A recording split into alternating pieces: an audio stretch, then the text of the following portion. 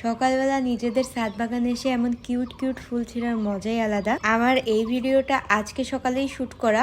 আমার কাছে এই সাদা কালারের চন্দ্রমল্লিকা ফুলটা অনেক বেশি ভালো লাগে, এই কারণে একদম বেছে বেছে সব সাদা কালারের চন্দ্রমল্লিকা তুলেছি আমি। ফুলগুলোকে ফুলদানিতে নিজের রুমে রাখবো বলে দোকান থেকে ফুল কেনার বদলে নিজের বাগান থেকে ফুল সংগ্রহ করে সেগুলোকে আবার অ্যাসেম্বল করার একটা আলাদা মজা।